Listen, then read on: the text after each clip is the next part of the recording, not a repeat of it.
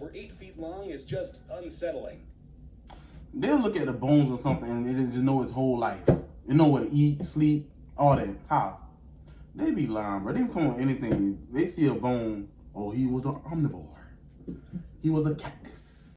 Don't you forget to subscribe. Thank you. Welcome back to the channel. It's your boy HURK, guys, and thank you guys for tuning back into the channel, man. I do greatly appreciate every single body that's viewing this right now. If you're viewing this right now, you must subscribe. I'll wait. Why you wait? Tell us that what it is on your mouth, boy. Now, since I know that y'all hit that subscribe button, I want y'all to hit the like button. Comment down below your favorite part of this video, because we about to get into this. We about to really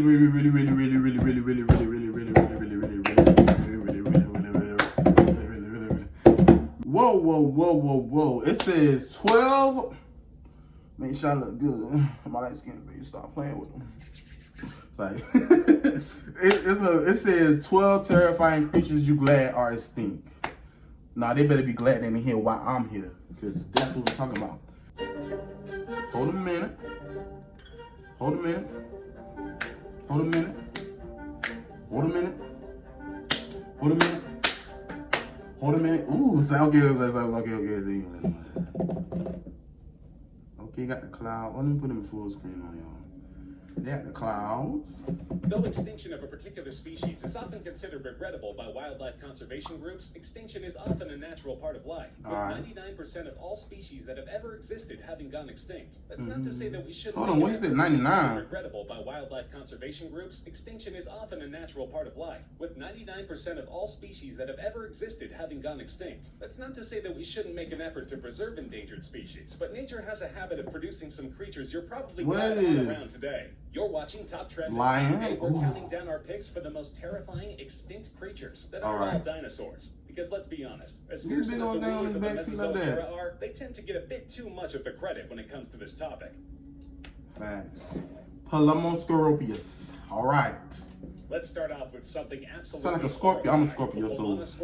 A giant scorpion. At first glance, it might look like a giant scorpion. With the usual claws. All my Scorpios, if you're watching this, you're a Scorpio, hit the like button. This creature, whose name translates as lung scorpion, was just under a meter long. Its fossils were discovered in Scotland in 1994 and was named by Andrew Jarrah. The lung scorpion likely killed its prey through use of the venom in its tail, and also likely has good vision due to its abnormally large eyes. Though not particularly well known, it's made an appearance in Ark Survival Evolved and Prehistoric Park, and is probably best suited to there as opposed to being alive in the present day. So you mean to tell me to ride these things like horses, bro? For number 11, we have the Kalenkin, a genus Why is of he like predatory birds, more commonly known as terror birds. These are fairly recent when compared to God some other entries on this list, having been around 15 million years ago in Argentina, with a skull that measured 15 million. Human beings weren't even around 15 million years ago. How they be knowing this stuff? Exactly.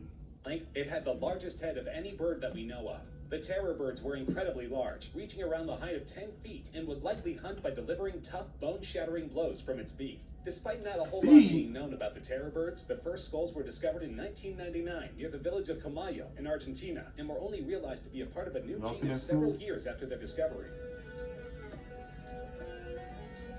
At number 10, we have the Anthropleura, a type of prehistoric millipede that measured around 8.5 feet long. Similar to the Pulmonoscorpius, that's like a snake. Its large size from the higher amount of partial oxygen pressure in the Earth's atmosphere at the time, because of the large terrestrial vertebrate predators on the planet. The Anthropleura is different from the other entries on this list due to it being the only exclusive herbivore, despite our earlier beliefs about them. We know that the millipede is an herbivore due to the lack of mouthparts preserved in the fossils. If it had been carnivorous, at least some would be present in the fossils. Still, the idea of a millipede measuring over 8 feet long is just unsettling. They'll look at the bones or something and they just know his whole life. They know what to eat, sleep, all that. How?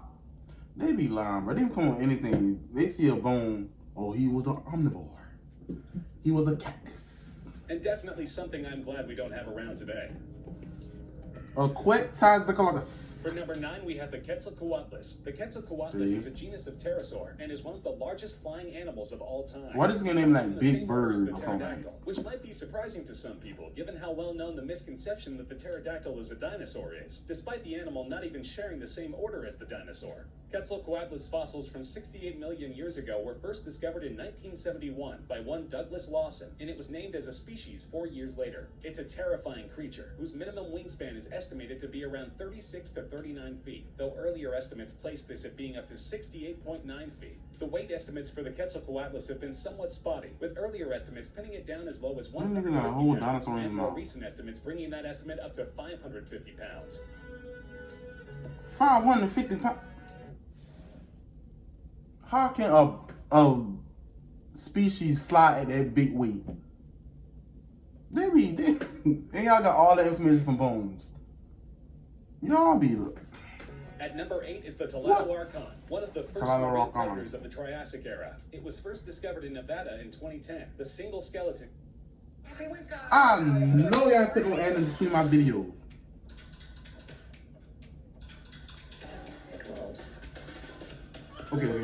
Consisting of a partial skull, vertebral column, hip bones, and part of its hind fins. Though the skeleton is incomplete, it has been determined that the Tladoarcon had an elongated body, similar to that of other creatures. The distinguishing feature how y'all know if it was incomplete? Y'all be making up stuff. Thin teeth, unlike the smaller cone-shaped teeth that the rest of the animals in its order have. Though arguably not as fearsome as some of the other animals on this list, the Tladoarcon was certainly an apex predator, 4.5 times larger than us, which I'm sure a lot of swimmers are thankful not to have to worry about today. Though with this giant beast only having been discovered a few years ago, it begs the question, how many more prehistoric creatures are there still left to find? At number 7, we have the Dunkleosteus, an arthropod fish that lived in the late Denovian period that was one of the top predators of its time. The Dunkleosteus boasts an impressive size of 20 feet, and its armored exterior made it a slow yet powerful swimmer. Most fossils found of the Dunkleosteus are of its armored front end, and so most reconstructions rely on examples set by other anthodites, which would likely give us ideas as to what the Dunkleosteus would have looked like. The Dunkleosteus was one of the largest creatures of its era, around 370 million years ago, and possessed an incredibly powerful bite. Fun fact, only 10% of the ocean has been discovered, right? So how come when these things become extinct, they find the bones, but they can't discover the rest of the 90% of the ocean? Answer that. They can't answer it because we just gonna continue because it was able to concentrate a force of around 7,500 newtons at the blade edge in the largest species. They getting all this from bones, guys. But the fish could also open its all jaws this information from bones. Come on. Creating a suction that would force surrounding prey into its mouth. Considering its size, it's a good thing that swimmers don't have to worry about this creature today. That's what it did.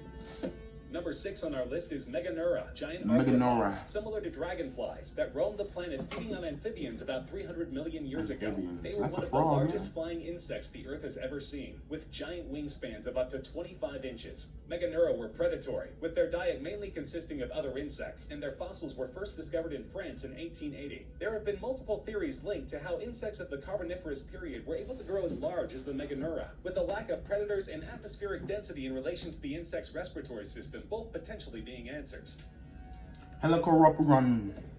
Hello, looks like a helicopter. Number 5 on our list is the Helicoprion, or the buzzsaw killer, a shark-like fish that lived in the Permian period around 290 million years ago, and is distinctly recognizable by its teeth on the back of its jaw. What the freak? He gonna bite his own throat out. Of amnesia. One tooth whorl discovered in Idaho in 2011 measured 18 inches in length. Another tooth whorl discovered in the 1980s would place the animal's length at being around 33 feet, around the size of the largest great white shark captured. Because nearly all of the Helicoprion's fossils are teeth due to its body composition causing it to disintegrate once it begins to decay, not a whole lot is known about its appearance. How you got teeth going? That thing was... Number 4 is the Fossilopithecus, that lived in South America during the Triassic period. It measured around 30 feet, weighing a total of 3 tons on average, making it the biggest non-dinosaurian land carnivore ever, weighing more than the grizzly bear, polar bear, and Siberian tiger Another ad stop playing. Another ad stop playing. Another ad stop playing. What the fuck you saying? me start. Combined, the Phaseolosicus definitely would have been the apex predator of its ecosystem, though not nearly as much is known about it as other creatures from the same Triassic The period. Phaseolopithecus. And the Megalodon, that's a shark. I know that one. At number 3, we have the Megalodon species of shark, something you probably knew would make an appearance on this list. The Megalodon lived approximately 2.3 million years ago and have gained a lot of cultural notoriety. So how do y'all know humans went on this earth 2.3 million years ago?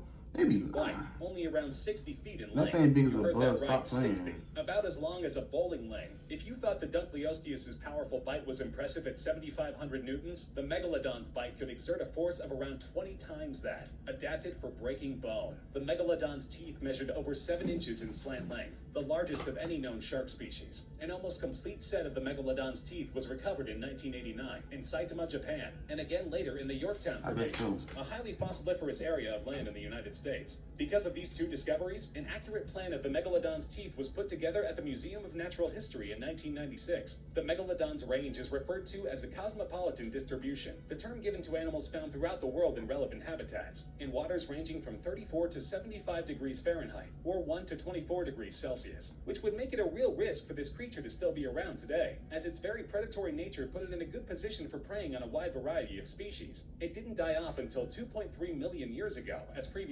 mentioned, so it would have preyed on animals that are still around today. That's thankfully not us. The Titanoboa, that's like a snake.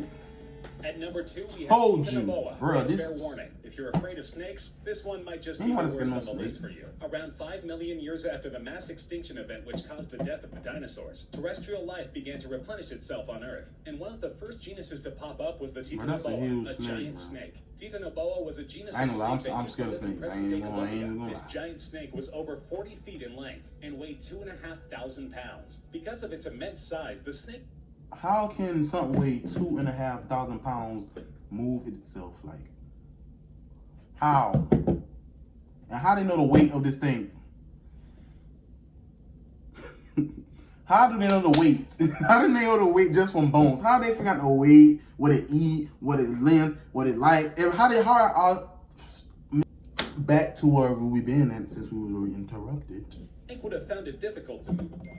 Stop. Only stuck to an aquatic environment, preying on fish and other aquatic creatures. You might assume from its name that the Titanoboa hunted like a boa constrictor would nowadays, but in reality its hunting style would have been quite similar to that of a crocodile, using its jaws in hunting. The Titanoboa would have lived in a very hot climate, as South America was a region that recovered fairly quickly from the cold climate. Look at that caused by line. the Look dust at from it. the- Okay, if listen, y'all heard the facts, right? It said this boa thingy, right, was extinct 5 million years after the great extinction of the dinosaurs. Why they got to fight the dinosaur? Exactly. Meteor strike. And Colombia had an average temperature in the 90-degree Fahrenheit area, which is around the 30-degree Celsius area for people outside the U.S. Leporotto, they sound like a leprechaun. And finally, the last entry on our list is the Leopleurodon, a genus of Leopleurodon. marine reptile that lived in the mid to Another. late Jurassic period, 160 to 155 million years ago. The Leopleurodon first came into the mainstream eye whenever the BBC included it in their computer-animated documentary Walking with Dinosaurs. Though this documentary contained an error that largely overestimated the size of the Leopleurodon They're like body, a Walking freaking- with Dinosaurs suggested that How the he creature eat might have something been with up to 8 teeth feet hanging out long, his mouth? though this was based on fragmentary remains. The Leopleurodon deservedly takes our #1 spot because of its impressive size of 20 to 30 feet, its wide jaw with rows of razor-sharp teeth, and its carnivorous nature. The fiercely territorial Leopleurodon would have used its nostrils to scan the water for potential prey to ambush, and use its 4 flippers, a common trait among all plesiosaurs, That's like to propel its body a toward descendant that of a prey. freaking alligator or And something. that's our list. Did you agree? Disagree? Have any more suggestions for creatures we missed Agree, over the course of the disagree. video? Let us know in the comment section. I'm assuming We love that's hearing all. from I don't you. wanna see If that. you enjoyed the video, feel free to like the video. Okay, listen. He said, do I agree or disagree? I disagree. Because how are they figuring out all of this stuff from bones? But if it were real, I ain't gonna lie, I'm kind of glad they don't exist because you know I could have survived all that. But bruh, that's all I have for today. That's the video I have today, man. We just look at some terrifying creatures that we're supposed to be glad they didn't exist. But there's more to come if you subscribe to the video. Subscribe to the channel, like the video, and comment down your favorite part of the video. Do you agree or do you disagree? or with these animals that exist on this earth? Like, did they ever? Do you think they existed on this earth? Do you really think these animals, these creatures, existed on this earth before us? I don't know. But that's all I have for today. That's all the video I have today. Don't forget to like, comment, subscribe, and bro, that's all I have for you.